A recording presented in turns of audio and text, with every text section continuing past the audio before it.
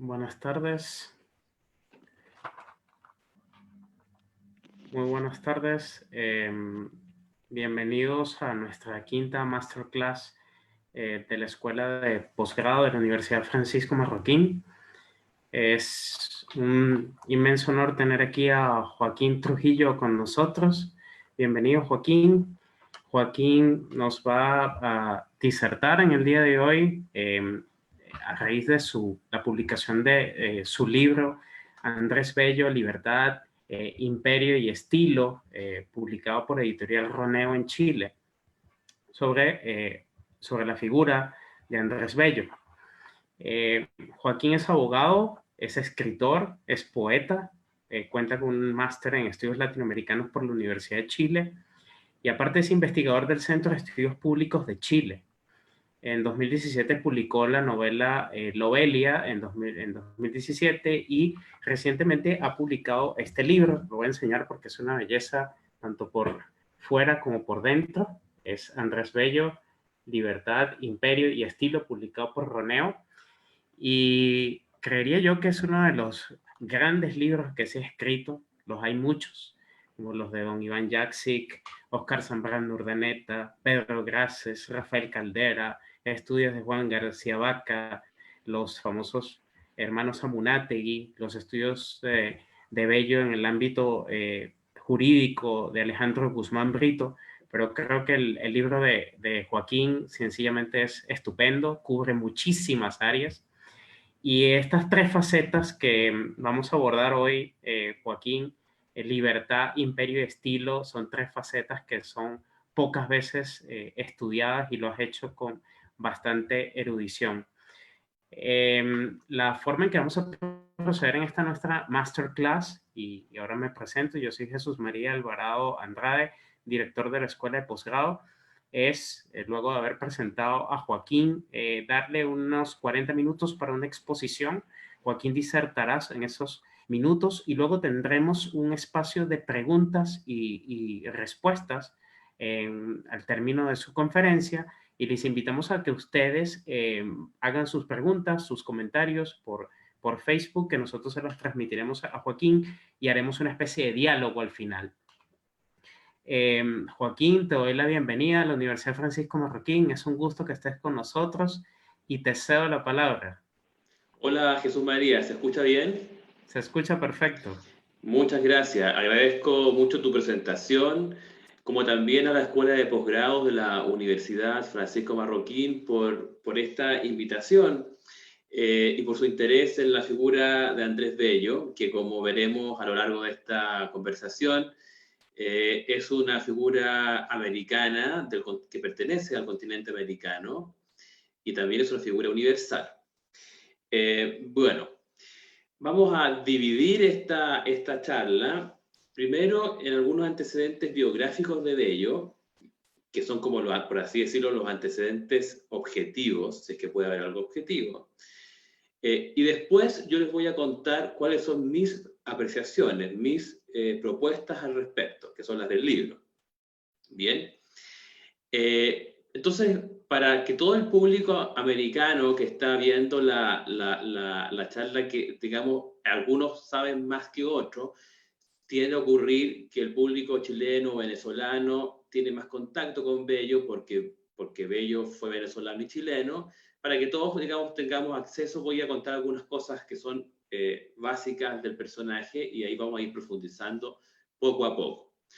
Ya, para comenzar, Andrés Bello es un venezolano que nace en 1781 en la Capitanía General de Venezuela.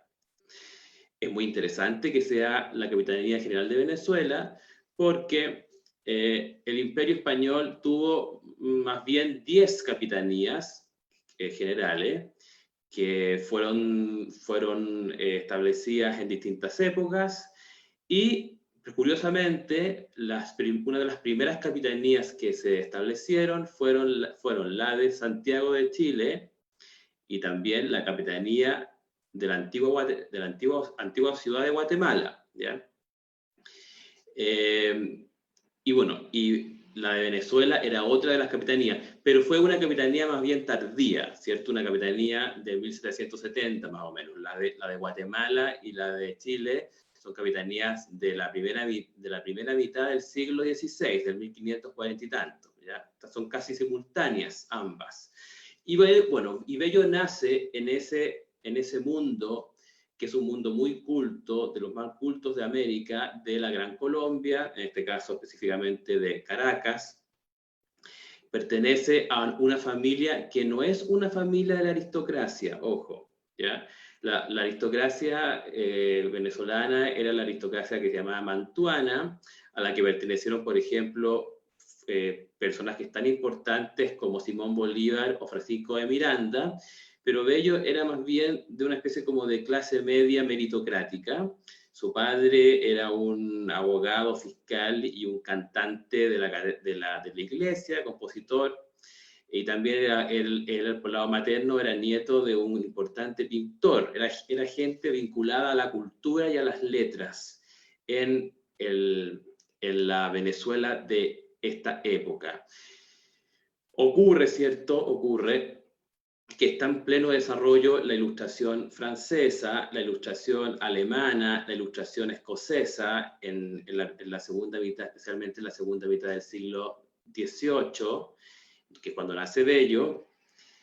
Pero esta ilustración también tiene, por así decirlo, ilustraciones de segunda mano que recorren América Española, y uno de los centros de la ilustración española, que como les digo es una ilustración de divulgación, ocurre por ejemplo en Caracas, también en Lima por ejemplo, pero en Caracas especialmente hay grandes tertulias donde se juntan los aristócratas a leer a Voltaire, a leer la enciclopedia, a tal punto esto es así, que cuando en el año 1800 el barón Alexander von Humboldt tiene un permiso del Imperio Español para recorrer estos dominios del imperio. Él consigue una recepción muy interesante en Caracas, donde es muy bien recibido, donde es muy, muy acompañado el barón von Humboldt, y antes de continuar su viaje por los distintos lugares de América, ¿ya? Y bien, en ese momento Andrés Bello, el joven Andrés Bello, este joven curioso, entra en contacto con von Humboldt, con Alexander von Humboldt, y ya entonces se empieza a ver su calidad intelectual, porque inmediatamente Humboldt la reconoce, ¿cierto? Él ve en este joven caraqueño una gran promesa para América, y él lo declara así, Humboldt. Pero ocurre que con la muerte del padre de Bello, la familia queda muy pobre, y entonces Bello tiene que abandonar sus estudios de Derecho y Medicina y tiene que empezar a trabajar, ¿ya? Recordemos que en este momento todavía estaba el Imperio Español dominando y gobernaba en este momento el rey Carlos IV de España. Y bueno, ocurre entonces que Bello, ocurre entonces que existe una gran epidemia de viruela. Y en ese contexto muere mucha gente, muy parecido como lo que pasa ahora con el coronavirus, ¿cierto? Hay una gran mortandad en Venezuela.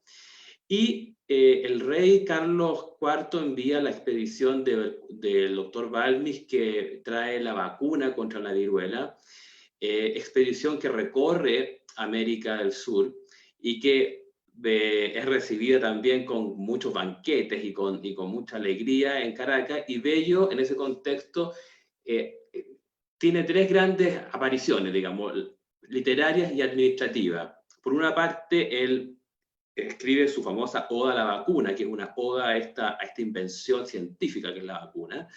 Su obra teatral, La Venezuela Consolada, que también es sobre este tema, y él mismo pasa a ocupar un puesto en lo que se llamaba la Junta General de la Vacuna, ¿ya? Que es esta junta que recorre el territorio con la vacuna, ¿ya?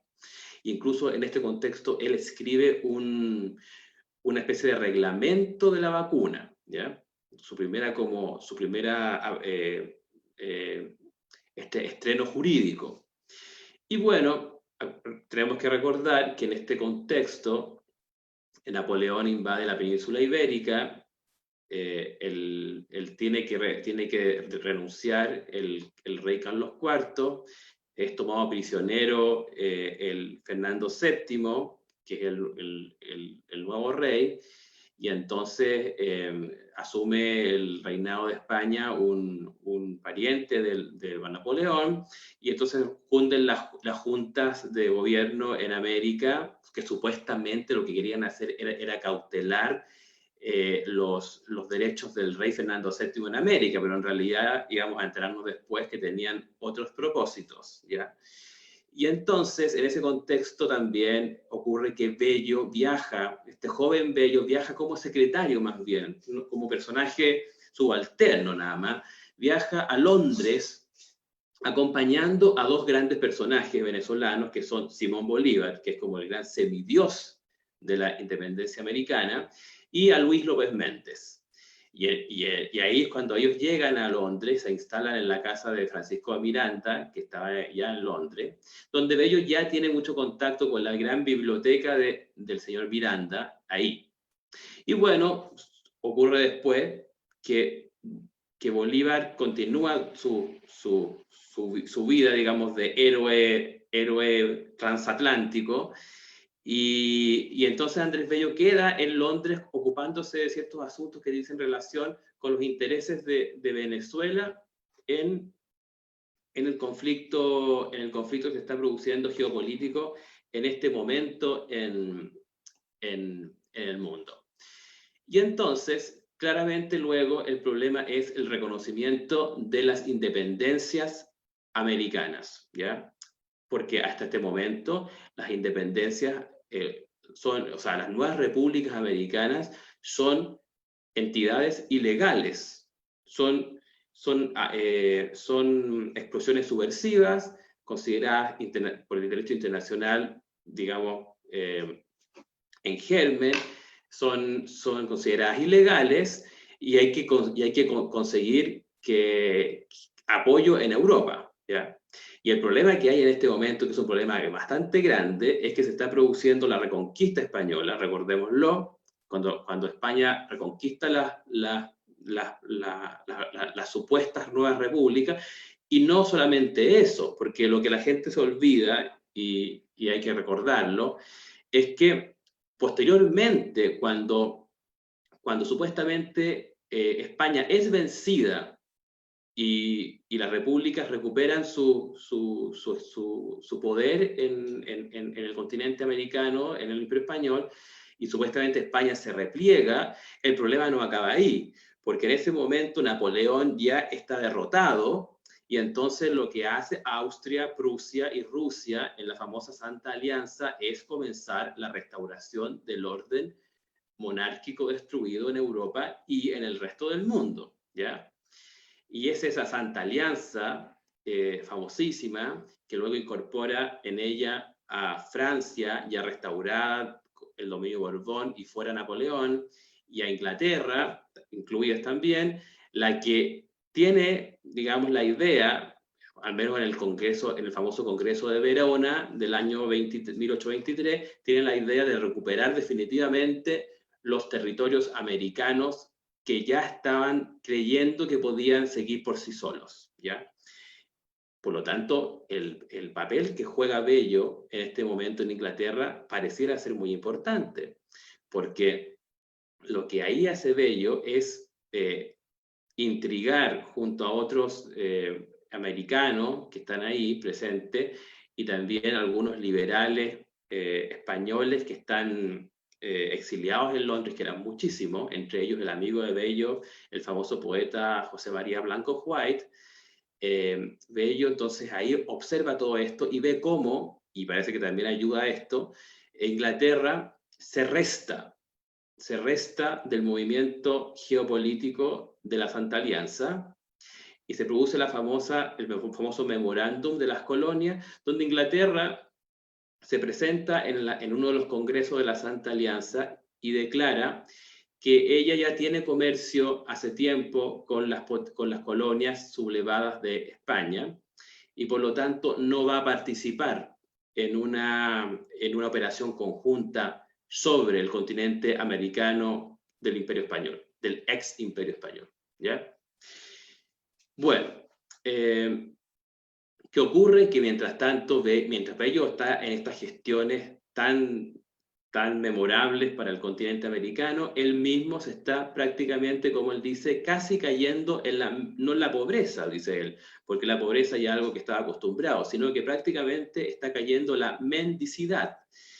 Bello se ha casado con Merian Boylan, ha enviudado de ella, y entonces se vuelve a casar con Elizabeth Dunn.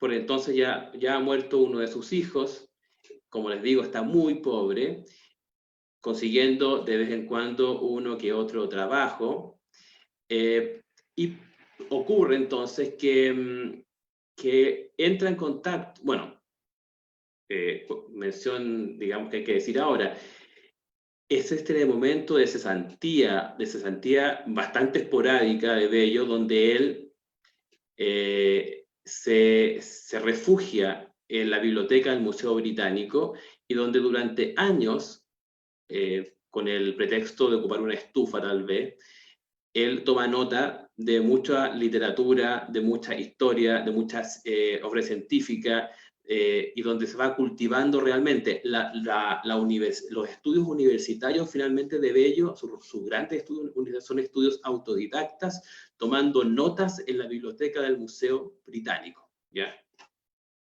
Eso tenemos que entenderlo bien. Y bien, entre sus trabajos esporádicos, entonces Bello entra en contacto con un famoso político chileno que es Francisco Antonio Pinto, que será presidente un tiempo en Chile en los años supuestamente de la anarquía.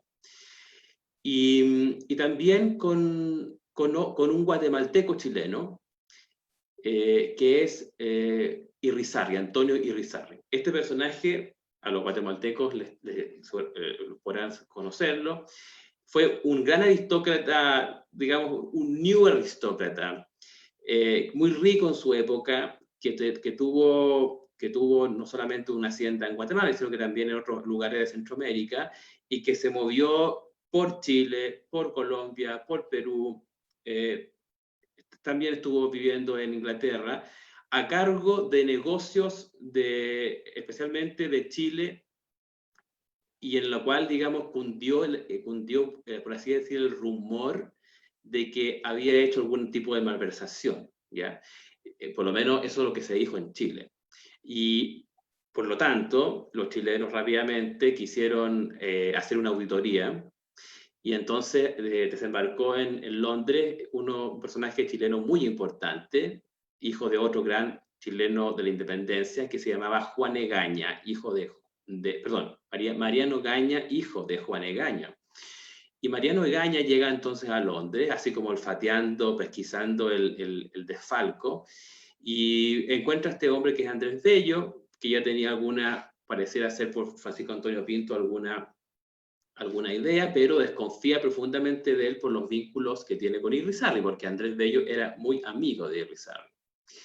Pero pronto Egaña deja de desconfiar de Bello y se hace muy amigo de él, y entonces Egaña convence al gobierno chileno para que Bello se venga a vivir a Chile, ¿ya?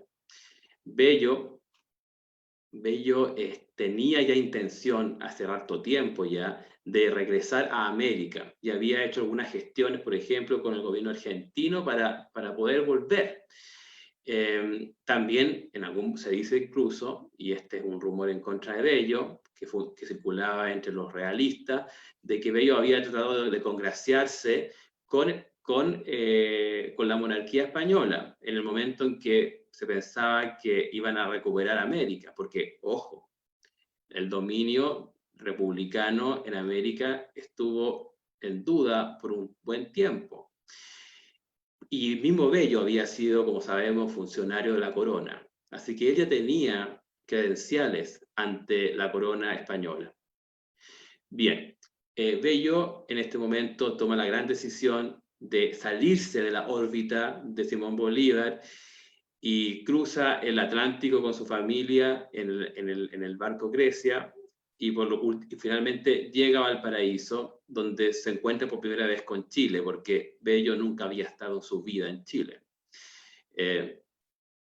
Y Chile era un país, para el estándar de Venezuela, para el estándar de Centroamérica, era un país muy pobre. Y conforme a la opinión de Bolívar, Bolívar dice, ese es el país de la anarquía. ¿Cómo Andrés Bello quiere irse a vivir al país de la anarquía? ¿Ya? Pero bueno, lo curioso era, y lo interesante es que el país de la anarquía por entonces ya se estaba empezando a enrielar, se estaba empezando a ordenar, especialmente después de una batalla, una guerra civil, una batalla importante que fue la batalla del Ircay.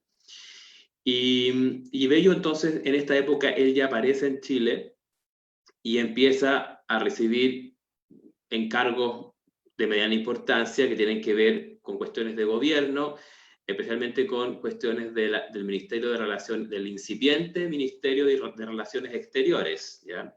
Él ya había tenido, como les digo, en Londres, una actividad de esta índole. Y entonces, ¿qué ocurre? Aquí ocurre que esto es lo más hermoso de todo, esto es lo más impresionante y que todos tenemos que tomar nota de esto. En una época donde la esperanza de vida era de 34, 35 años, que es esta época, un hombre de 50 años, o sea, un hombre que está viejo, que está para morir ya, después de haber estado 20 años siendo un pobre anónimo en Londres, digamos casi para ir a morir, a buscar una tumba, se viene a América, y especialmente a Chile, con lo que tiene familia ahora, que es su nueva mujer y sus hijos. Son algunos de sus hijos, porque va a tener muchos hijos. Y es en este país, en Chile, donde, casi como por milagro, Bello recién comienza a desarrollar lo que fue realmente. ¿Ya? Y entonces pasa a tener cada vez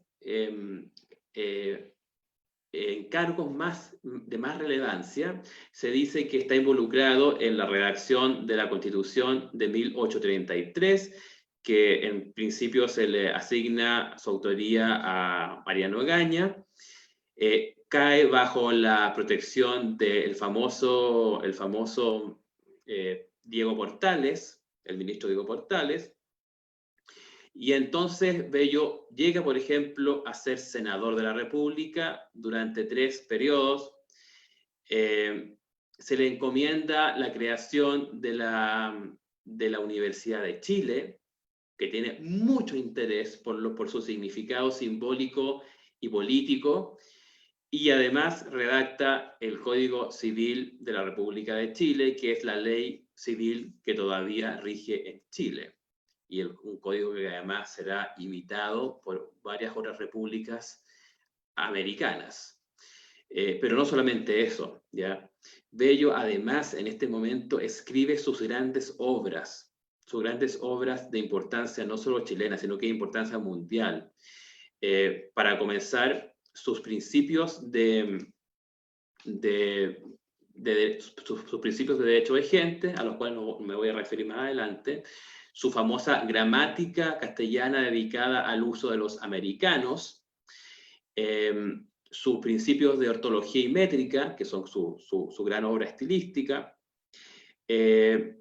también redacta gran parte de sus traducciones y sus poesías inspiradas en la obra de Víctor Hugo. Póstumamente publica 2 otras grandes obras que son La filosofía del entendimiento y el estudio sobre el poema del Mío Cid, en cuyo estudio Bello es un precursor. Y finalmente Bello muere en Chile muy viejo, pasada, digamos, ya la mitad del siglo XIX, en la década del 60 del siglo XIX, habiendo nacido en la década del 80 del siglo XVIII, y acompañado de algunos de sus hijos, porque al menos él vio morir a 8 de sus hijos, pero se le hace en Chile un gran homenaje en la cual cientos y cientos de jóvenes llevan su féretro a través de las calles, se le sepulta como un príncipe, ¿ya? Un príncipe no solamente, digamos, de todo lo que es la cultura americana, ¿ya? Eso es lo que uno podría decir, así en términos muy simples, muy resumidos, respecto de cuál fue la vida de Andrés Bello, ¿ya? Obviamente, por todo lo que hizo por la estructura institucional de la República de Chile, Bello tendió a transformarse en una especie como de figura egregia inmaculada, ¿ya? Una especie como de santón de la República de Chile, ¿ya? Y entonces, claro, tiene tal grado de respetabilidad su figura, que poco a poco se convirtió, como dijo su nieto Joaquín Edwards Bello, el famoso escritor, que su bisnieto, Joaquín Edwards Bello, como él dijo, se transformó en una estatua de mármol. Él es ya una estatua de mármol, ¿ya? Y por lo tanto, muchos de sus grandes biógrafos han seguido un poco en esa línea de exaltar las virtudes en detalle de Bello, entre los cuales los primeros fueron los hermanos Amunátegui. Después, ¿cierto?, el famoso Rafael Caldera, que fue presidente de Venezuela en 2 oportunidades. Eugenio Orrego, también el famoso, quizás la mejor biografía de todas, la de Iván Jaksic, que es muy recomendable. Muchas monografías de grandísimo nivel, como el de Bello y Bolívar de Antonio Casen, la biografía cultural sobre Bello de Luis Bocá, la biografía de Bellos de Raúl Silva Castro. Han habido muchísimos trabajos, los trabajos que son de gran erudición, tal vez los mejores de todos, de Pedro Grases, venezolano. Entonces, claro, Bello fue una figura que se convirtió en un patrono no solamente de la Universidad de Chile, que él construyó a pulso, sino que de la República de Chile y, como vamos a ver, de América Española. Bien. Vamos ahora a ver algunas cosas referentes a mi propuesta respecto de la lectura que hay que hacer de este personaje y de su obra, ¿ya? Que es lo que yo hago en mi libro que se llama Andrés Bello, Libertad, Imperio y Estilo. Yo, después de haber revisado junto con mis colaboradores Camilo González y Domingo Martínez la obra completa de Bello, en la edición de Caracas, en 26 tomos, llegué a la conclusión de que los 3 grandes pilares de la figura de Andrés Bello eran la libertad, el imperio y el estilo. Esta cuestión no es nada de obvia y requiere justificación, porque estas no son palabras que tengan demasiada primacía en la obra de Bello. La tienen, por supuesto, pero Bello tenía una amplitud muy gigantesca de léxico, como Goethe, ¿ya? Y por lo tanto, no es dado a repetir palabras como un mantra, él es variado en eso, ¿ya? Entonces hay que hacer algunas explicaciones respecto de estos 3 pilares, y para ahorrar tiempo y para no aburrir a la audiencia, vamos a decir algunas cosas que puedan tener más actualidad respecto de eso, ¿ya? Lo primero es respecto de la libertad, que es la primera gran parte del libro. La libertad en Bello pues, tiene varias partes, ¿cierto? Tiene varias aristas. No es una sola libertad, es una libertad que tiene muchas tensiones internas y muchas lecturas distintas. Por de pronto, así como en términos bastante tradicionales, podemos hablar de una libertad individual que tiene que ver con por ejemplo, el ejercicio del derecho de propiedad, ¿ya? En el cual es fundamental el pensamiento de Bello. Por de pronto también el problema de la libertad colectiva de las nuevas repúblicas, cómo el colectivo americano tiene derecho a tener una libertad en la nueva conformación del mundo en el siglo XIX. También lo que uno podría llamar la libertad creativa que tiene Bello. Y por último, otra cosa que es fundamental que yo trato es el asunto de la relación que tiene el funcionario o el poeta o el consejero áulico con el poder. Y en este caso el poder que es muy fáctico. El poder americano caudillesco en la primera mitad del siglo XIX es en términos muy reales, muy de facto. Son líderes que no vienen por herencia, que son líderes carismáticos en buena parte, que se realizan en las guerras de independencia, su importancia, su autoridad, ¿ya? Bien, pero para no tratar sobre esto, digamos algunas cosas. El Bello, en este sentido, en términos de la libertad, Bello es un liberal, ¿ya? Y esto se nota especialmente en el problema de los mayorazgos, que fue un problema de derecho de propiedad. Los mayorazgos, puede ser que se sepa en otras partes de América, lo explico rápidamente, los mayorazgos eran maneras en que se heredaba la propiedad, pero no solamente que el mayor heredara toda la propiedad, sino que se heredaban bienes vinculados entre sí. No se podía quitar bienes del conjunto del patrimonio heredado por un fundador del mayorazgo y venderlos por parte, ¿ya?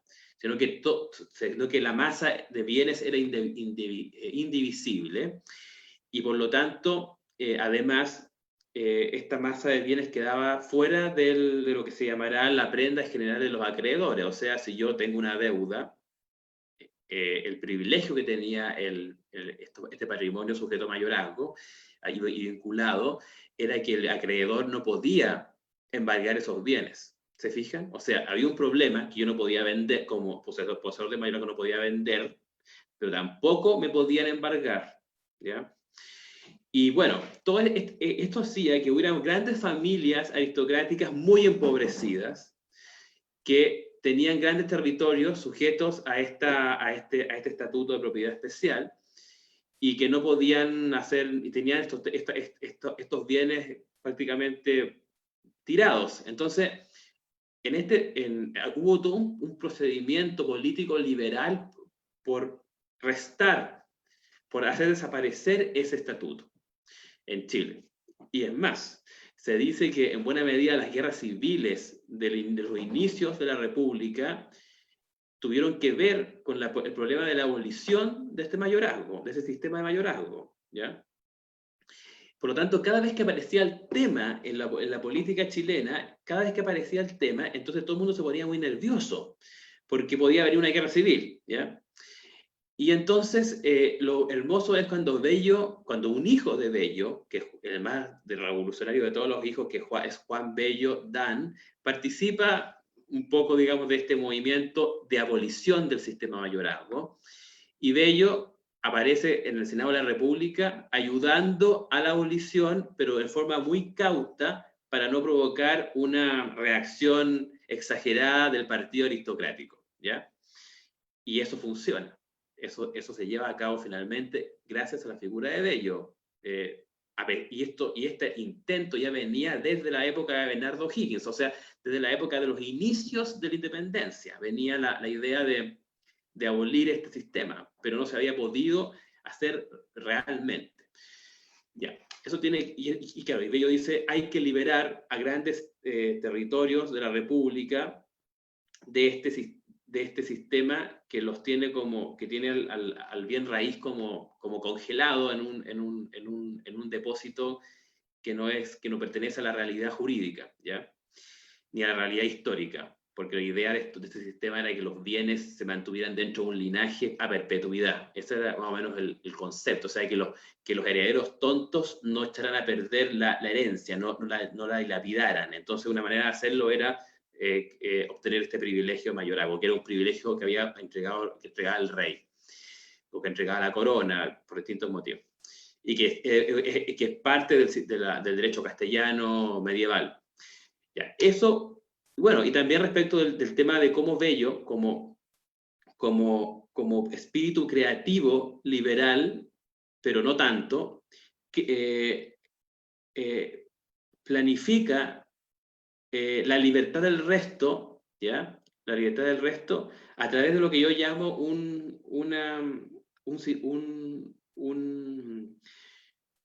modo creativo que es el espíritu dramatúrgico. Bello, como que tenía un componente dramatúrgico, por lo que vamos a ver más adelante, hace cosas como la siguiente, ¿cierto? Les voy a dar una ilustración un poquito caricaturesca, pero para que se entienda.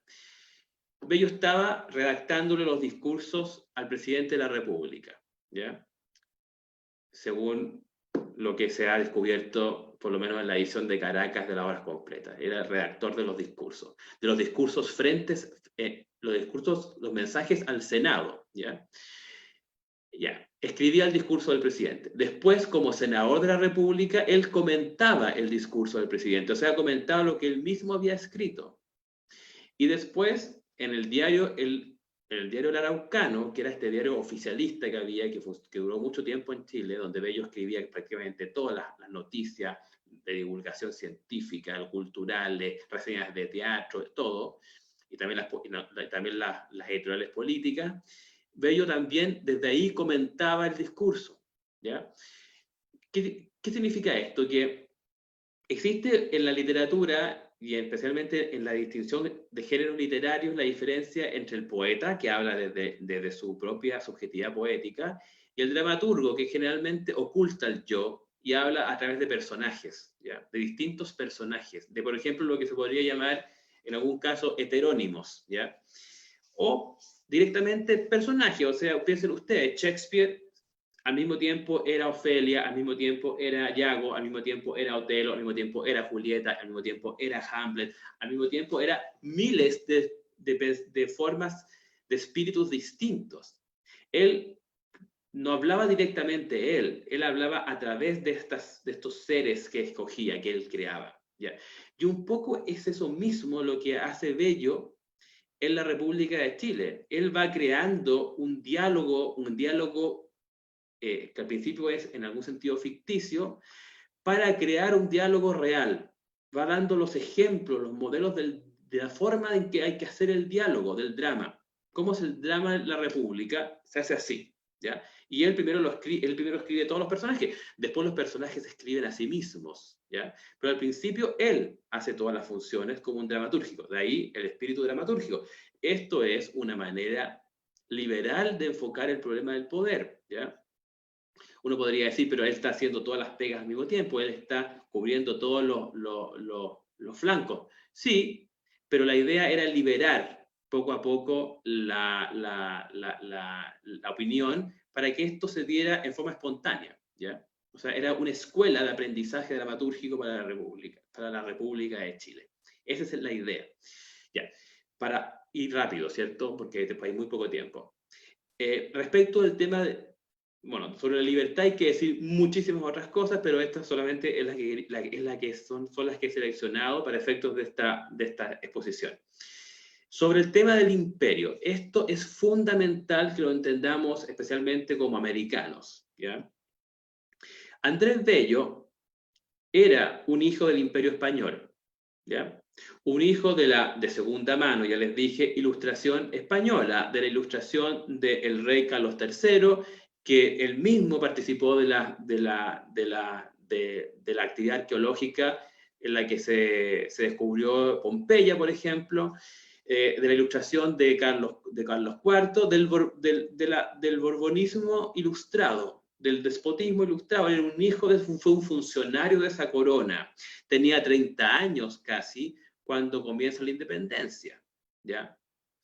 No era un niño en la independencia, ya estaba bastante maduro. En esa época, acuérdense ustedes que la expectativa de vida era de un poco más de 30 años, ¿ya? O sea, él ya se había formado en el Imperio Español. Y sin embargo, él ve destruirse el Imperio Español, ¿ya? Y lo ve destruirse completo.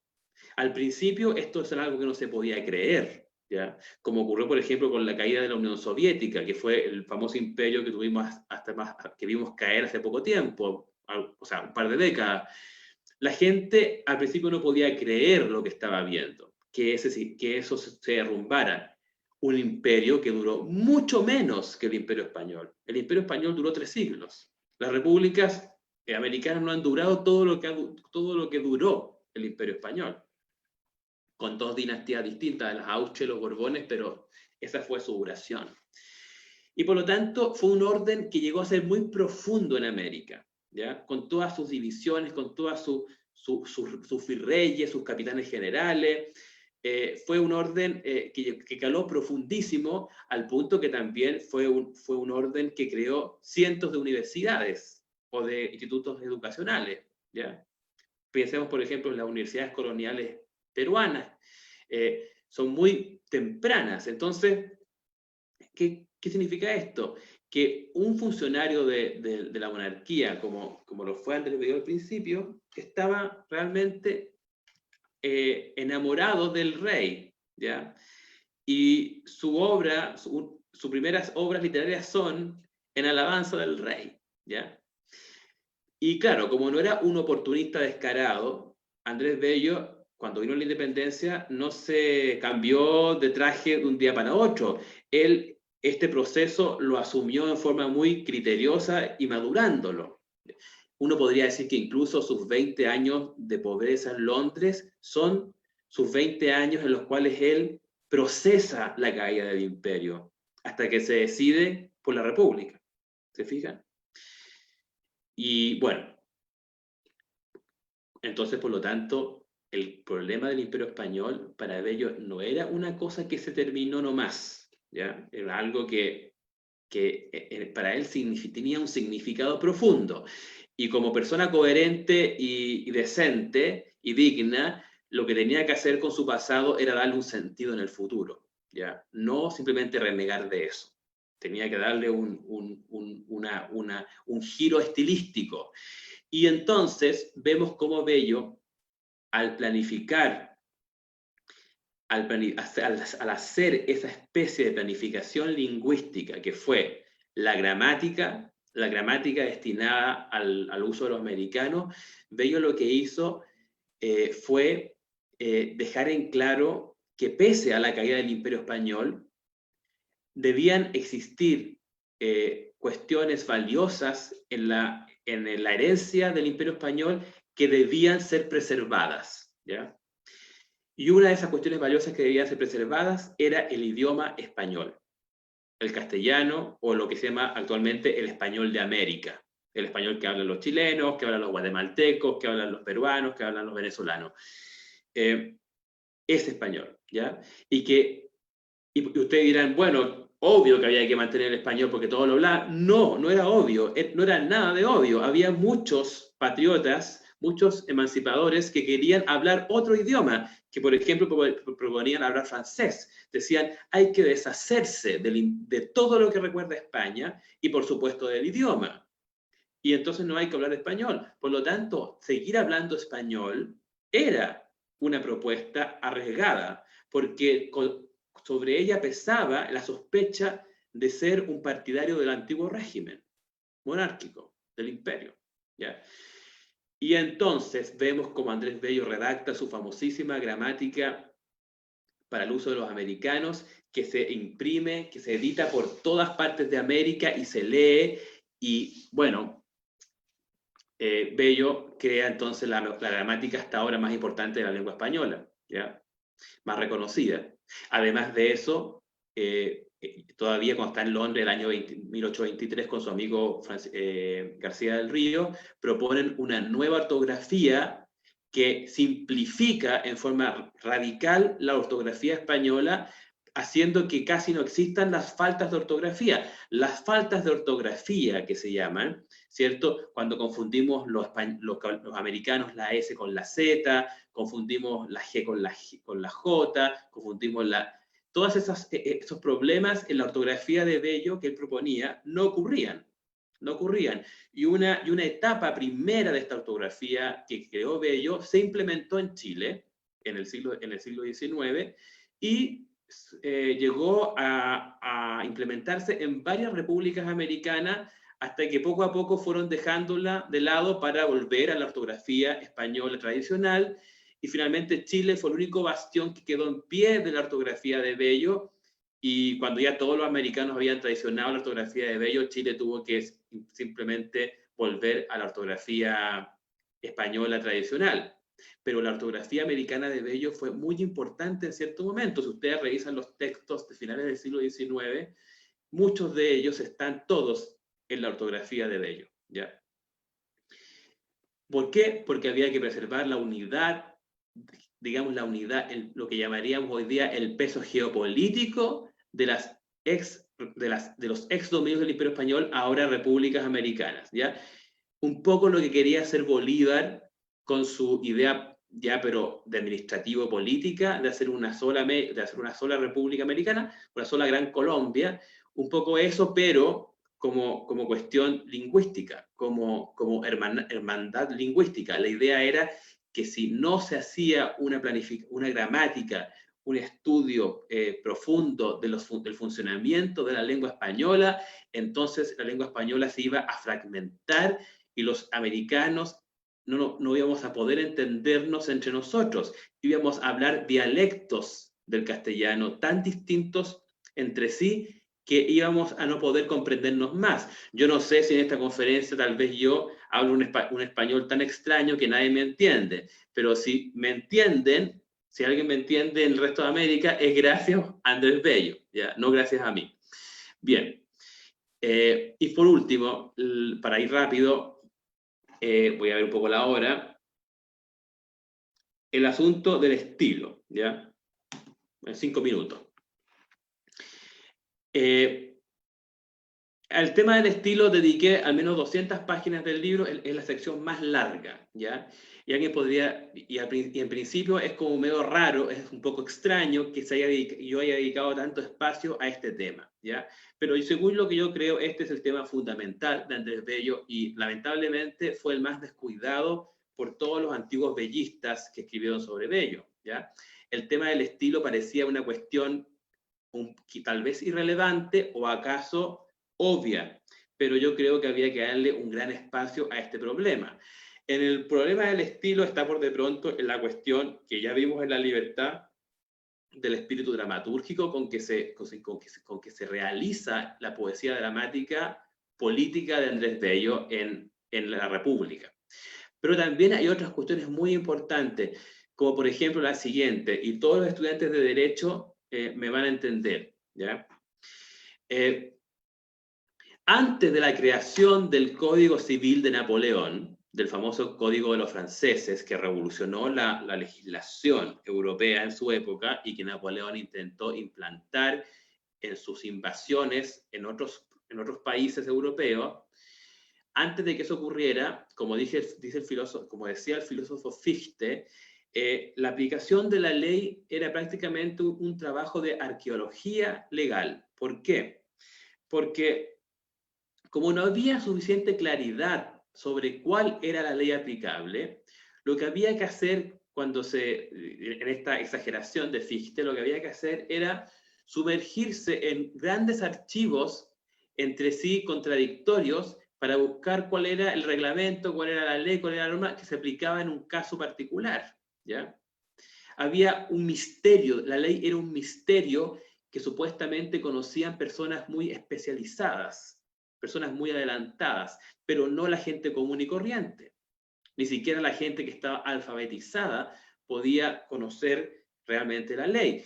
Y el aporte de Napoleón a la vida, digamos, jurídica europea fue haber propuesto este código que, según él, iban a poder leer todos los franceses, hasta el más pobre de todos, mientras supiera leer, junto con la Biblia, ¿ya? ¿Por qué? Porque este código era un libro que tenía las reglas claras, que estaba escrito en forma muy elegante y simple y sobria, y no tenía ni grandes preámbulos, ni grandes considerando, ni alusiones a la Virgen María en el texto, que todo eso ocurría en las antiguas leyes, ¿ya? Aquí no. La ley clara, distinta, breve, sintética, punto final. Esa era la idea del código, ¿ya? Y el estilo de escritura del código de Napoleón y de los códigos que lo imitaron, era un estilo que se llamó neoclásico, ¿ya? Que es el estilo no del barroco antiguo, sobrecargado, sino que el estilo claro, el estilo sobrio, austero, de la ilustración europea. Y por lo tanto, el código es un manual de legibilidad jurídica, ¿ya? Eso mismo, ese es el modelo que Bello intenta promover en Chile y en América, ¿ya? Pero muy inteligentemente, a diferencia de otras repúblicas que no vamos a mencionar para que nadie se ofenda, que simplemente copiaron el código de Napoleón sin hacerle ningún arreglo especial, lo que hizo Bello fue imitar claramente la fórmula de Napoleón, pero no copiar el código, sino que recurrir a toda la inmensidad de fuentes que estaban presentes en las recopilaciones de la ley castellana del antiguo régimen y que ya estaban incorporadas en el acervo cultural de los americanos, ¿cierto? Recurrir a esas fuentes que iban desde el digesto, ¿cierto? Hasta las partidas de Alfonso, a todo ese acervo y también al derecho comparado, a códigos comparados, al código de Luisiana y otros códigos, para crear entonces este código chileno que podía también ser americano en general, ¿ya? Con una facilidad muy importante de lectura. El Código Civil era también una gramática legal, ¿ya? Esa es la misma idea de aclarar, de sintetizar la información vigente para que todos los que supieran leer pudieran acceder a esa cuestión, ¿ya? A esa información. Y por lo tanto, el código es en sí mismo un modelo y una escuela de estilo literario, ¿ya? Esto lo entendieron inmediatamente Stendhal, el famoso escritor, y Flaubert, ¿cierto? Stendhal decía que él había aprendido a escribir sus novelas gracias al Código Civil de Napoleón, y Flaubert, digamos, decía que el Código Civil de Napoleón era un espanto y que le había perjudicado la escritura. Pero más allá de si a alguien le gustaba o no le gustaba, el punto era que había en la escritura, en los escritores franceses, una posición respecto de la escritura, del tipo de escritura de ese código, del estilo del código. Y esa es la cuestión también que entiende Andrés Bello. Y que, por ejemplo, también se observa en asuntos como el estilo del ciudadano, ¿ya? ¿Cuál va a ser el estilo que va a tener el ciudadano de la nueva República Americana? ¿Va a ser un héroe de la independencia, un caudillo patriótico que va a estar todo el día corriendo de un lado a otro con una espada, ¿cierto? Sofocando al enemigo, o va a ser un burgués bien comportado, ¿ya? Claro, era una definición, un estándar de comportamiento que había que ser capaz de dilucidar. ¿Cómo iba a ser este personaje que había que promover? ¿Cuál iba a ser su tipo de responsabilidad jurídica? ¿Ya? ¿Cuál era el modelo para esa responsabilidad? El modelo del ser humano que había que promover. Y claro, Andrés Bello en ese sentido es muy moderno para su época, estilístico, porque el estilo del personaje que él elige es lo que él llama en su código el buen padre de familia, que ya Montesquieu lo había mencionado en el Escrito de las Leyes. El buen padre de familia es una versión mediocre del héroe antiguo, ¿ya? Del héroe antiguo, del héroe americano, que no se contenta solamente con ser un buen padre de familia, ¿ya? Pero para Andrés Bello, que estaba harto de los héroes, de los fanfarrones que llamó Voltaire, prefería al buen padre de familia, prefería a un hombre responsable de su vida privada y de su aparición pública mesurada, ¿ya? Todo esto tiene que ver con la idea de que hay que sofocar las revoluciones. Y Andrés Bello es un gran antirrevolucionario, ¿ya?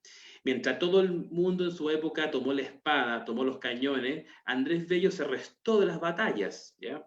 Él eligió los libros, eligió la imprenta, eligió la pluma, y por lo tanto los movimientos de masas, en torno a Bolívar, por ejemplo, que era un gran líder de las masas de esa época, a él no le parecía tan bueno eso, ¿ya? Él prefería el diálogo o la influencia sobre los distintos personajes en forma más acotada, tener discípulos como tuvo en Chile, y que recogieron su estilo también, pero no esta idea del gran héroe antiguo, épico, que se manifestaba por ejemplo, las tragedias francesas del siglo XVII, de las cuales Andrés Bello fue muy lector. Él prefería lo que se llamó un teatro romántico, por ejemplo, un teatro romántico, un teatro burgués, que se llamaba, como él dice, estamos aburridos de los héroes, de los fanfarrones, queremos una expresión del teatro que refleje la vida normal de las personas, ¿ya? Eso en cuanto al estilo. Hay muchas otras cosas que rescatar, podemos hablar un poco más sobre el estilo en las preguntas, por ejemplo, el tema de la antirrevolución, pero por ahora eso les puedo decir y podemos comentar más con ustedes y con nuestro anfitrión Jesús María Alvarado. Muchas gracias, Joaquín. Extraordinaria exposición, creo yo. Creo que es una síntesis de un libro muy amplio. Estaba buscando ahorita la cantidad de páginas de tu libro y quitando las referencias bibliográficas, son más o menos 800 y tantas páginas. Entonces, creo que ha sido una conferencia muy importante. Y hay unas preguntas, Joaquín, hay varias. Yo tengo unas 3 al final, pero te hago una que creo que conecta mucho con la exposición referente al estilo, en parte. Dice, ¿la influencia de Bello en Bolívar está sobreestimada? Muchos dicen que la mayor influencia de Bello en Bolívar fue el estilo literario de sus escritos y no tanto porque compartiera sus visiones políticas. Y en segundo lugar, ¿es cierto que Andrés Bello era monárquico y lo supo ocultar en los círculos republicanos que se movía, o es solo un rumor infundado? Ya, excelente las preguntas, muchas gracias. No sé quién las habrá hecho, pero muy buena. Esa la hizo. Mire, a ver, es un problema, es un gran problema el que hace, o sea, esas preguntas, es todo el problema tal vez, ¿ya? Y bueno, yo creo personalmente que Simón Bolívar era no influenciable, ¿ya? Era tanto su despliegue escénico, tanta su amor propio, tanta su riqueza, tanta su belleza, digamos, su importancia, su relevancia, que un personaje como Andrés Bello, para él era básicamente una ayuda de cámara, ¿ya? Para Bolívar, ojo. Él lo apreciaba porque lo encontraba inteligente, lo encontraba estudioso, ¿cierto? Pero sabía que no era un soldado, que no era un héroe. Sabía perfectamente, sabía que era un escribano, ¿ya? Que pertenecía a esa raza. Y por lo tanto, claro, uno podría decir que el estilo que hay en Bolívar, el estilo de escritura que hay en Bolívar, no tanto depende de la influencia de Bello, como de una cuestión cultural de la época, ¿cierto? Que tiene que ver con la influencia de la ilustración, de la lectura de los ilustrados franceses, por ejemplo.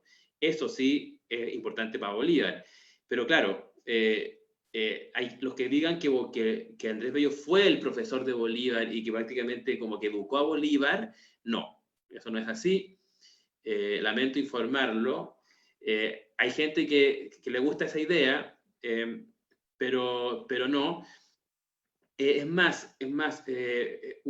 hay quienes han dicho que prácticamente Bolívar un poco como que abandonó a Andrés Bello en Londres, y aquí esto se conecta con la otra pregunta, o la segunda parte de la pregunta, esta distancia con Bello podía también tener cierta explicación, porque tenemos que pensar que Bello cargaba ya con una acusación muy complicada, que era que por de pronto él había sido funcionario de la Junta, secretario, digamos, en la Venezuela imperial, cuando requirió conseguir trabajo, porque estaba pobre su familia, pero él nunca fue un exaltado partidario de la independencia. Él siempre fue muy discreto y fue muy comedido en su apoyo al proceso de independencia. Circulaba en el siglo XIX una carta que está especialmente entre los colombianos, donde Andrés Bello supuestamente le pedía directamente a la monarquía, ya en la época de las guerras de independencia, que le restituyeran sus cargos y su posición. Entonces se lo veía como un posible traidor. E incluso, una vez que ya Andrés Bello estaba instalado en Chile, circuló muy ampliamente el rumor, incluso en un libro, de que Bello había sido delator en el proceso de independencia de los aristócratas que hicieron la revolución, ¿ya? O sea, que Bello era aquí el personaje de clase media, meritocrático, que era funcionario del rey y denunciaba a los aristócratas que estaban haciendo la revolución. O sea, esa es un poco la figura que se quería mostrar con esto. Y incluso en Chile hubo un operativo de desprestigio en la prensa, donde se dijo: miren quién es el personaje que nos trajeron, supuestamente tan inteligente y tan sabio. No es más, por eso que se vino a esconder al fin del mundo, porque es un traidor y es un delator de la independencia. Y ahora entendemos por qué es tan conservador y por qué es tan comedido, porque en realidad es un monárquico encubierto, ¿ya? Es un monárquico encubierto que no ha renunciado a su monarquismo, y quizás con qué nos va a salir en el futuro, quizás con qué sorpresa nos podemos encontrar. Esa fue un poco la denuncia en contra. Pesó esta infamia sobre Bello, que él mencionó en alguna de sus poesías y en sus cartas, durante mucho tiempo. O sea, Bello nunca pudo volver a Caracas, ¿ya? Nunca pudo volver, y puede ser que no haya podido volver porque no podía, no tenía los recursos o no tenía tiempo, pero también puede ser, y esa es una conjetura, de que haya sido porque se recordaba todavía ese rumor en su contra, ¿ya? Que venía de la época en que él todavía vivía en Caracas. No sé si se responde un poco a la pregunta. Lo que yo creo finalmente es que él, como hombre recto y coherente, lo que hizo fue demorarse en procesar el fin del imperio, y cuando él en Chile dice en uno de sus artículos en el Araucano que la verdadera patria es el respeto a la ley, lo que él está diciendo con eso es: no importa si yo vivo en España, o vivo en Caracas, o vivo en Londres, o vivo en Chile, o donde viva, el ser humano que respeta su ley crea su patria y tiene una patria. Los seres humanos que no respetan la ley destruyen la patria y no sacan nada con ser patriotas o ser republicanos o ser independentistas si no respetan la ley. Por lo tanto, aquí más importante que la independencia, que la república o que el rey, es la ley. De acuerdo. Gracias, Joaquín. Hay varias más. Hay una de Diego Morales López, es larga pero es importante. Dice: en el libro hay una serie de puntos de contacto entre la labor de Bello y la de otros hombres de letras que han tenido una relación cercana con el poder y que han cumplido roles, digamos, fundacionales en determinadas sociedades, estados o imperios. En la detección de estos puntos de contacto, en mi opinión, hay un ánimo de situar a Bello a la altura de personajes de talla universal, o al menos de ponerlos en una situación que permita hacerlos comparables. Me refiero a personajes del tamaño de Cicerón, Virgilio, Dante, Goethe, entre otros. Ahora bien, hacia el final del libro, reconoces que como latinoamericanos hemos fracasado en situar o en conseguir el reconocimiento de la calidad universal del genio de Bello, pese a que en tu opinión, que yo comparto, tiene Lo anterior sin perjuicio de algunos reconocimientos relevantes, sobre todo en la España en la época de Menéndez y Pelayo. Mi pregunta sobre este último punto es si consideras que este es un fracaso aislado, una injusticia o crimen que tiene como víctima a Bello, o si por el contrario resulta imposible situar figuras latinoamericanas en el centro de la historia universal por razones de eurocentrismo historiográfico u otras que la hagan irrealizable. Esa es una, hay otras más, pero te dejo esta No, inicial. esta pregunta es extraordinaria, la agradezco muchísimo, porque en gran medida es una síntesis de todo lo que es el libro. Efectivamente, todo lo que es, todo el considerando de esa pregunta es efectivamente así. Yo intenté hacer eso con el personaje, y yo creo efectivamente que los latinoamericanos hemos fracasado en ese intento de ponerlo en su sitio, pero ojo, que esto tiene que ver con que hemos estado en la periferia del mundo, ¿ya? El eurocentrismo o digamos, el hemisferio norte centrista nos ha tenido nosotros en una especie de margen, pero yo ahí cito en el libro también lo que dice Hegel respecto del despliegue del espíritu en las lecciones de filosofía de la historia, como él dice, cómo el espíritu de la historia se traslada de océano o de mar en mar o de océano en océano, o sea, que pasa del Mediterráneo al Mar del Norte, al Atlántico, y posiblemente estamos quizás viendo eso ahora. El espíritu de la historia, como dice Hegel, ahora está en el Pacífico, ¿cierto? Está entre China, entre Estados Unidos, entre Latinoamérica, entre Japón, ¿cierto? Entre el sudeste asiático. Ese es quizás el teatro actual de la historia, ¿ya? Ese es el océano del teatro, del Pacífico. Y tal vez entonces puede ser, y yo lo que yo conjeturo y sugiero en el libro, que sea entonces recién el momento en que podamos entender realmente qué fue Andrés Bello, recién ahora, por lo que pueda ocurrir en el Pacífico, ¿cierto? En este espacio que estaba, por así decirlo, fuera de la historia. El Pacífico es de todos tal vez el océano con menos historia en el sentido, entre comillas, de historia en el sentido europeo, ¿cierto? Es el que está más lejano de la historia europea. Y entonces, por lo tanto, hay que ver qué va a ocurrir, digamos, con esa historia en este lugar. Y ahí Andrés Bello podría adquirir una nueva significación, por de pronto entendiendo de que es el legislador, el padre legislador de las repúblicas hispanoamericanas, ¿ya? Lo es, sin duda, ¿ya? En la gramática, en el derecho internacional, ¿para qué decir? No sé si respondo, digamos. Sí, hay una más, Joaquín, que es de Miguel Villalobos. Se dice que Andrés Bello es filósofo. ¿En qué consiste su filosofía y qué libros recomienda? Ah, ya. Muy buena pregunta. Mire, Andrés Bello se le dice que es todo, digamos, que es poeta, que es gramático, que es político, que es legislador, que es filósofo, que es filólogo, que es latinista. Efectivamente, Andrés Bello tiene una obra fundamental en filosofía se llama Filosofía del Entendimiento, ¿ya? Filosofía del Entendimiento es una especie, a ver, ¿cómo lo podría decir para los que no hayan leído? Es una especie, en algún sentido, de crítica de la razón pura, pero bastante más,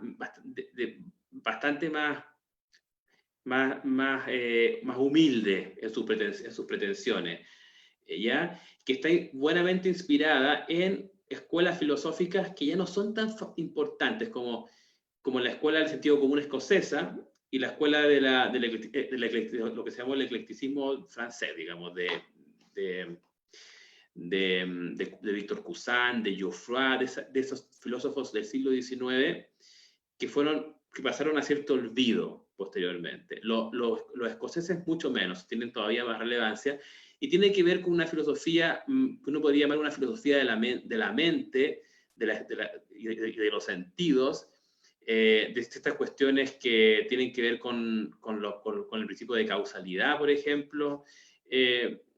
Uno no podría decir que es una obra demasiado original, la verdad, ¿ya?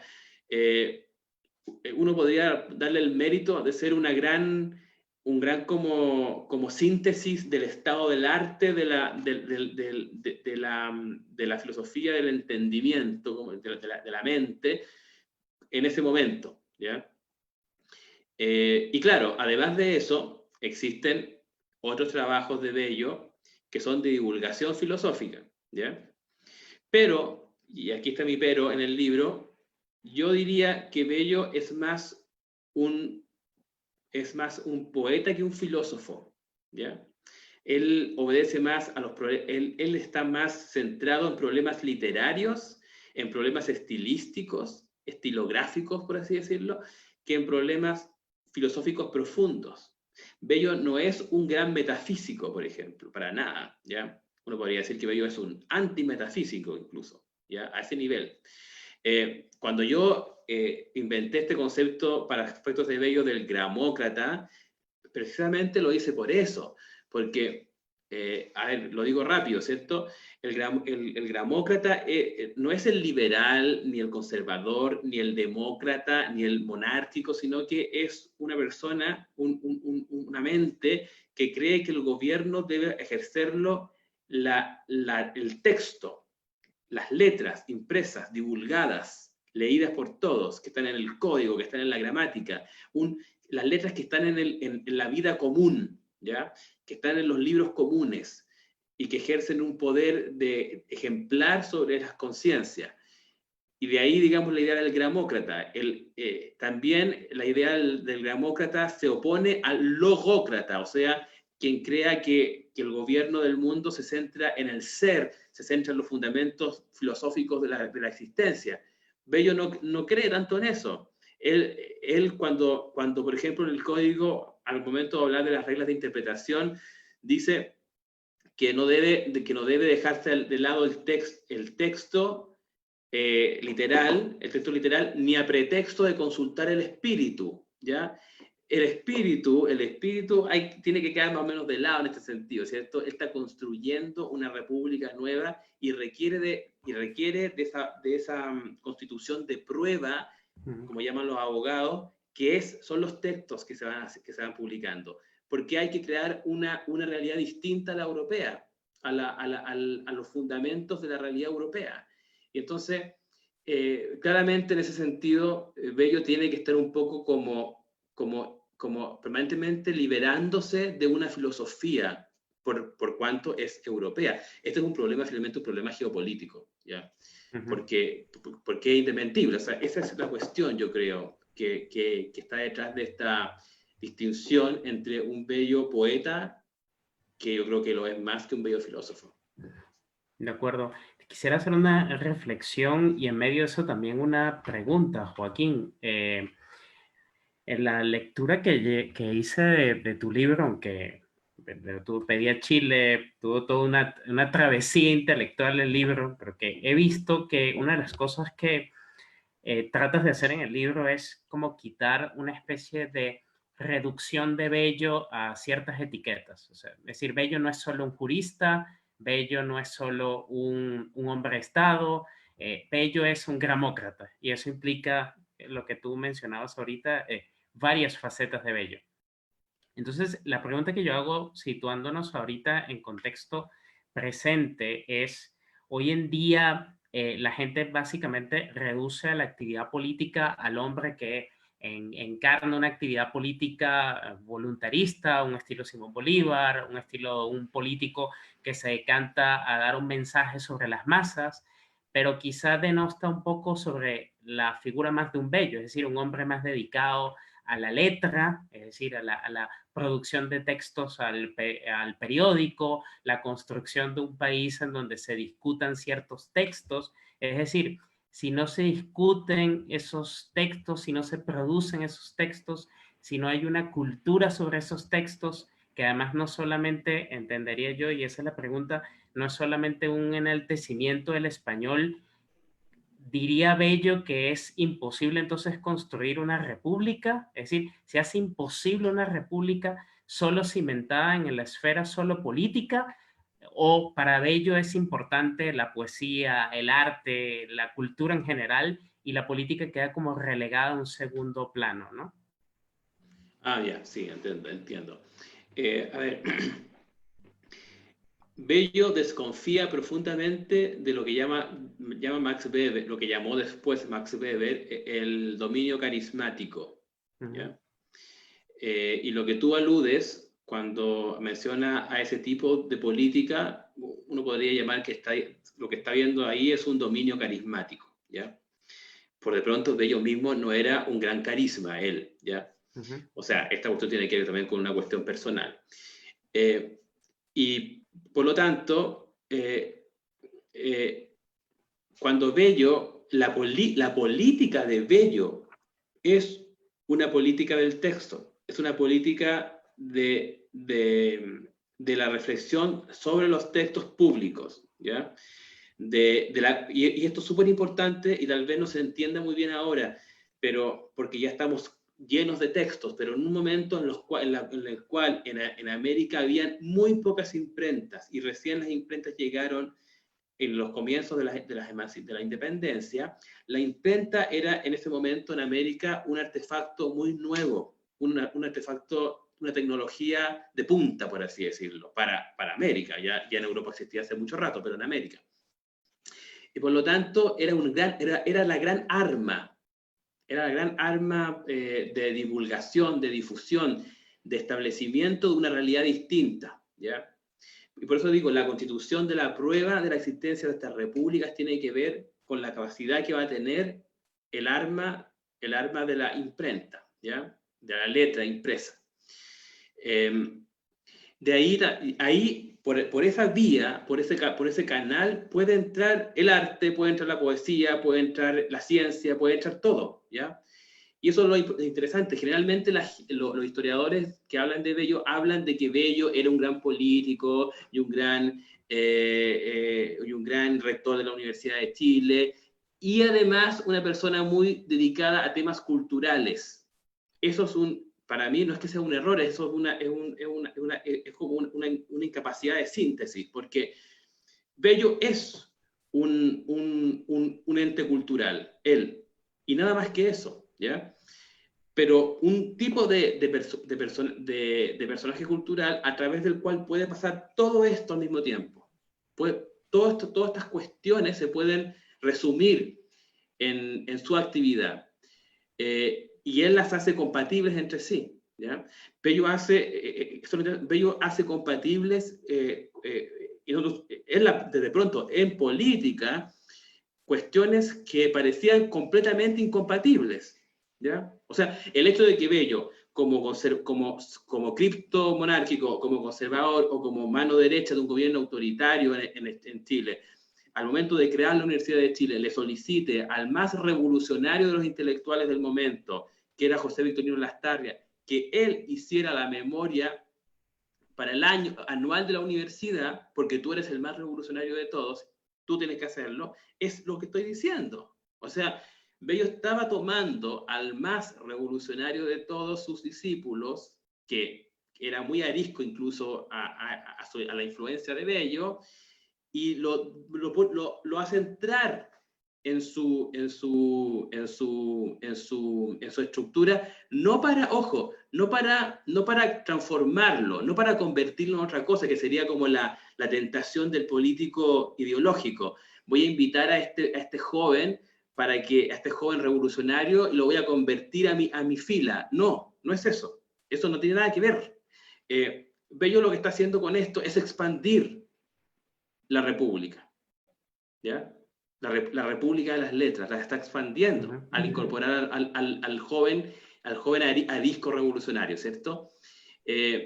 Entonces, de ahí que yo insisto, y esto lo quiero repetir aquí con ocasión de esta pregunta, que Bello no es un escritor en el sentido romántico de un autor que se expresa su subjetividad. Bello es un escritor del texto republicano americano que no tiene autor, ¿ya? O sea, él cuando hace sus textos, lo que él está haciendo es muchas veces parafrasear otros textos, disimular citas, ¿ya? No porque él quiera hacer un plagio, sino que porque él está incorporando todos los elementos posibles para crear esta gran escena, ¿ya? Y del mismo modo, cuando supuestamente se acusa a otras personas de haberlo plagiado a él, por ejemplo, de sus principios sus principios de derecho de gente, él dice, no hay ningún problema que lo hagan, ¿ya? Porque de eso es lo que se trata, ¿ya? Que se expanda la letra. Ujú. No sé si esto responde un poco, Sí, sí. pero tiene que ver precisamente finalmente con esto, José María, que lo que se llama el bellismo como los cultores de bello, es una mala forma de entender la palabra, porque finalmente el bellismo es una manera de entender la política americana, ¿ya? Ujú. La política americana no centrada en líderes carismáticos que obligan a todos a ir tras ellos. Ojo, Ujú. no, precisamente es en contra de eso, ¿ya? De Es una acuerdo. manera de mantener la independencia individual, la autonomía individual de los participantes de la República, ¿ya? No sometiéndolos a la subjetividad ajena, ¿ya? Que es Ujú. lo que hace un carismático, De acuerdo. un líder carismático. Joaquín, por temas de tiempo, yo tengo dos preguntas más, porque, bueno, tengo muchas y además hay una pregunta más en los comentarios, ¿no?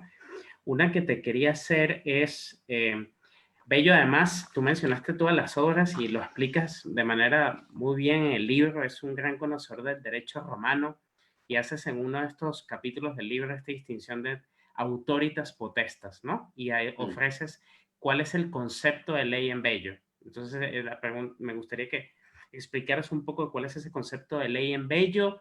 En ese sentido, sería como una de las partes de su concepción liberal, si se pudiera decir. La otra pregunta es una pregunta que hace Alejandra Martínez. ¿Cuál es la influencia del romanticismo en Bello?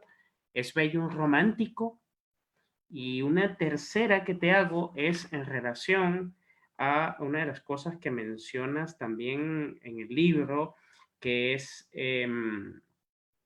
el tema de este pasaje que haces en el libro sobre el concepto de autoridad en Bello, donde incluso hablas de esto de las lobos y ovejas. Entonces, que sería una parte relacionada también a Bello, hacia si Bello lo consideramos solo un liberal o también tenemos vetas conservadoras, o esas etiquetas son insuficientes para Bello y habría que mencionar que Bello es ambas cosas. Esa sería la tercera. Te Ya, dejo chuta, estas tres por temas de tiempo, te las menciono estas tres de una vez, ¿no? ya, vamos a tratar de dar una respuesta lo más completa y rápido para no abusar del tiempo de todos. El concepto de ley en bello. El concepto de ley en bello uno puede decir que está en el artículo primero del Código Civil, ¿ya? Que es un resumen, uno podría decir una fórmula, una síntesis exacta de qué es lo que es una ley, ¿ya? Una expresión de la voluntad soberana que con arreglo a la Constitución manda, prohíbe o permite, ¿ya? ¿Por qué es tan importante esto? Porque esto es una ley que no explica sus razones, ¿ya? No explica sus razones. Es una ley que es una expresión de la voluntad soberana, ¿ya? Es el concepto moderno de la ley, es el concepto ilustrado moderno de una ley que es la del soberano, ¿ya? Ahora, como esto es bello y no se casa solo con una respuesta, el concepto de autoritas es muy importante, porque en realidad, en realidad nunca hay un soberano que sea suficientemente soberano, ¿ya? La idea de una soberanía total es como un ideal estalinista, ¿ya? Que es demostradamente inalcanzable.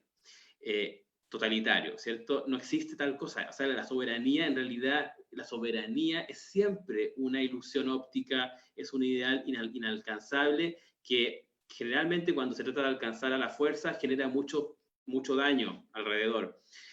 Por lo tanto, no basta con la intención o con la idea de ser soberano, de expresar la soberanía, hace falta autoridad, lo que uno podría llamar la autoridad moral, la autoridad espiritual, rápidamente aparecen los católicos, los católicos, los curas diciendo la autoridad de la iglesia tal vez debe tener importancia. Puede ser, no necesariamente, pero la distinción romana, ¿por qué? Porque en definitiva lo que hay aquí es la idea de que todo poder a la larga requiere una cierta autoridad que no sea la de sí mismo, sino que tenga que resida en lo otro, en lo que no está ahí, ¿ya? Y de ahí que Bello mismo, él, es una autoridad espiritual, es una autoridad, no es un sacerdote, ¿ya? No es un sacerdote, pero por eso que yo lo comparo con el profeta Daniel, una autoridad cortesana, no es un profeta Elías, o sea, no es un profeta que ande semidesnudo con una piel, exhortando y interpelando a los poderosos, no hace eso, ¿ya? Pero sí es una autoridad de corte, un consejero áulico, que, que mediante la persuasión va esculpiendo la ley, va esculpiendo la república, va esculpiendo el mundo de lo común, ¿ya? Pero no con el cetro en la mano, que es lo que busca la soberanía, ¿ya? Ojo con eso, es muy importante. No sé si queda tan claro en el libro, porque yo cada vez más encuentro que mi libro tiene cosas que mejorar en el sentido de que podría haberla explicado mejor, ¿ya? Pero eso es muy importante de entenderlo, ¿ya? Ya, sobre el bello romántico. Uno de los grandes personajes que trabajó este tema, el famoso profesor de Yale, que en un libro de 1969 que se llama El otro Andrés Bello, que es la gran monografía que se ha escrito sobre Andrés Bello, sobre un tema especial, él dijo que, claro, que se había dicho que Bello era un autor neoclásico, etcétera, etcétera, pero que Bello también podía ser considerado un romántico. Y para esto, en realidad, habían muchas pruebas, que ya estaban en la primera biografía de Miguel Luis Amunátegui, y claro, porque Bello es el mismo un difusor del romanticismo francés en América. Las primeras obras de teatro que se representan tras la llegada de Bello, la traducción, por ejemplo, de la obra de Alexandre Dumas, La Teresa, ¿cierto? Que Bello traduce al español y la representa en Santiago de Chile.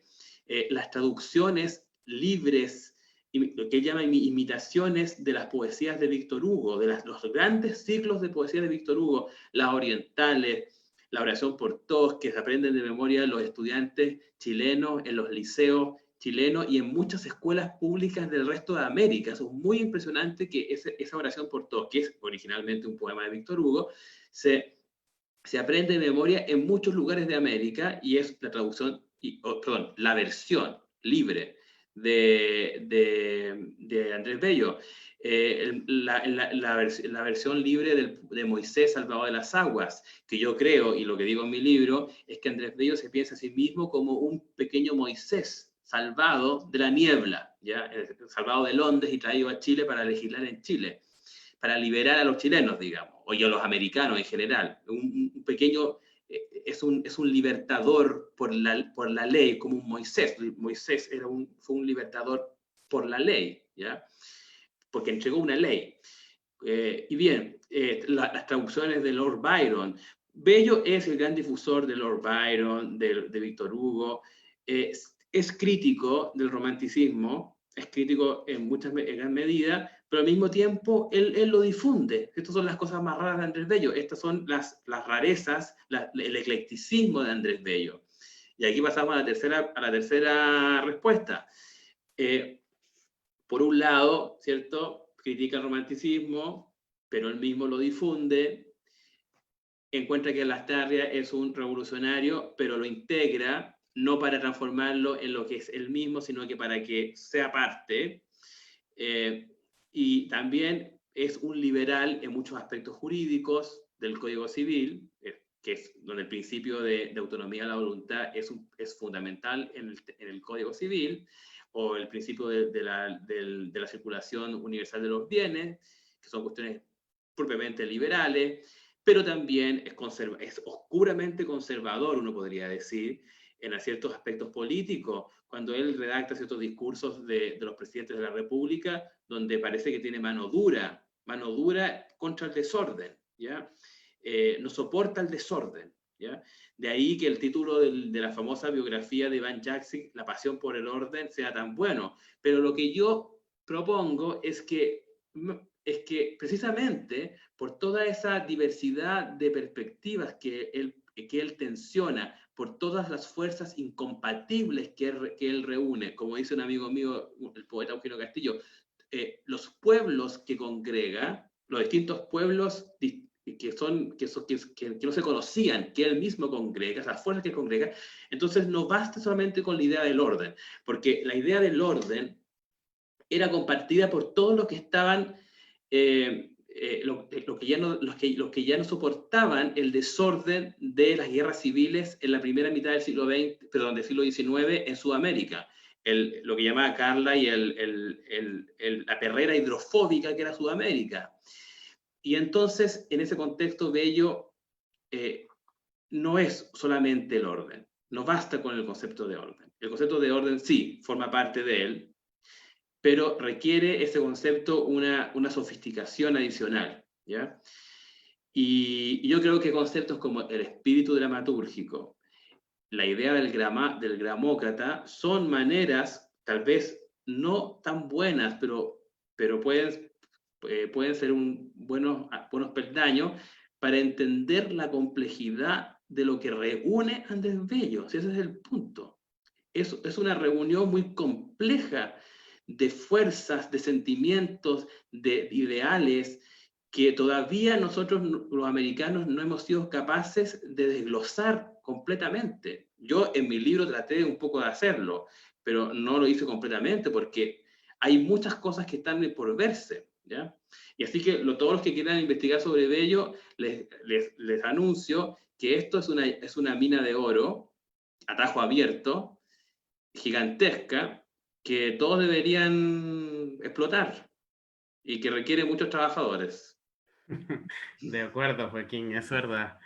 Bueno, yo creo que te agradecemos muchísimo tu exposición. Hay preguntas que, a mí, por ejemplo, hay una pregunta que no creo que dé tiempo, pero obviamente cuando la gente es joven, y eso que hiciste en la primera parte, expusiste la parte biográfica de Bello, a alguien joven, probablemente fuera incluso de Chile, Bello le resulte alguien o un personaje extraño. Entonces, hablar de un poco de la biografía de Bello es importantísimo para que la gente lo comprenda. Y cuando se habla de Chile, la gente piensa en el Chile actual, en el Chile que, bueno, obviamente vimos cómo Chile tuvo sus encontronazos recientemente, sus revueltas, pero Chile es un país próspero, Chile es un país con una institucionalidad respetable en el contexto. Y una pregunta que a mí me salía leyendo tu libro es, de alguna manera, en parte eso se le pudiera atribuir a Bello como uno de los grandes hombres de Estado. Eso es como una pregunta así que me generaba leyendo tu libro, ¿no? O sea, sí, o sea, yo creo, o sea, quizás yo soy un fanático a esta altura y no veo más que esto, puede ser. O sea, uno de tanto estar metido en un tema, no solamente ve el tema. Pero si todos me perdonan ese sesgo, yo diría que efectivamente Bello es el padre de la patria en Chile. Es el verdadero, es un inmigrante, ¿ya? Esto es terrible lo que estoy diciendo, pero muchas repúblicas americanas tuvieron a líderes de orden que quisieron restaurar el orden, como por ejemplo en Chile Diego Portales, pero no bastaba eso. No bastaba, vuelvo al tema, no bastaba la soberanía, no bastaba el poder, ¿ya? Hacía falta la autoridad.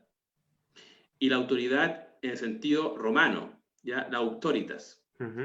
Hacía falta un espíritu que congregara, repito, que fuera capaz de reunir lo incompatible, ¿ya? De no excluir. No estoy hablando de esto que hay que incluir todo, no, sino que fuera capaz de hacer esa operación de ser incluso, por ejemplo, el maestro de la primera gran poetisa chilena que fue Mercedes Marín del Solar, que le dedicó un poema precioso a Andrés Bello, ¿ya? Y que fue una mujer que no pudo ir a la universidad, que no pudo ir, no tuvo estudios, pero fue una gran poeta, que ella dice, cuando yo vi que estaba este hombre en Chile y que escribía, por ese solo hecho yo pude hablar. Yo tuve por ese hecho de que existía ese hombre, yo tuve voz. Y pude hacer yo mi propia voz. Y así dice ella, ¿ya? Eso, o sea, todo lo que fue, germinó gracias a la presencia de Andrés Bello, constituyó lo mejor de Chile. Si es que Chile es un ejemplo de algo, digamos. Eso es gracias a Andrés Bello. Todos los literatos que se formaron a su alero, los historiadores, los poetas, los críticos literarios, gracias a él, los juristas, ¿cierto? Y ojo, que no, y esto es muy importante, y muchos de ellos sin estar de acuerdo con Andrés Bello, siendo políticamente opuestos, ¿cierto? Muchos de ellos que no eran, o sea, la mayoría era políticamente opuesto a Andrés Bello. Bello no fue un líder de una secta, ¿ya? De una secta ideológica, de izquierda o de derecha o de centro o católica o masónica o lo que sea. Todo lo contrario, no había nada de secta en lo que él lo hizo. De acuerdo. Yo creo que, como bien has dicho, Joaquín, es una mina a investigación, pero tus 800 y tantas páginas de Andrés Bello, Libertad, Imperio, estilo seguido de Gramócratas, me pareció oportuno que tuviésemos esta hora y media de exposición tuya y de conversación. Te doy muchísimas las gracias de parte de la Escuela de Posgrado de la Universidad. Creo que podemos hacer otras actividades en el futuro para explorar algunos de los puntos específicos del libro de manera un poco ya más, con más tiempo, dilatada, etcétera. Pero creo que ha sido una fabulosa masterclass. Te doy muchísimas las gracias. La masterclass quedará colgada en nuestra página de Facebook. Le agradecemos muchísimo a todos los comentarios, preguntas que nos han hecho.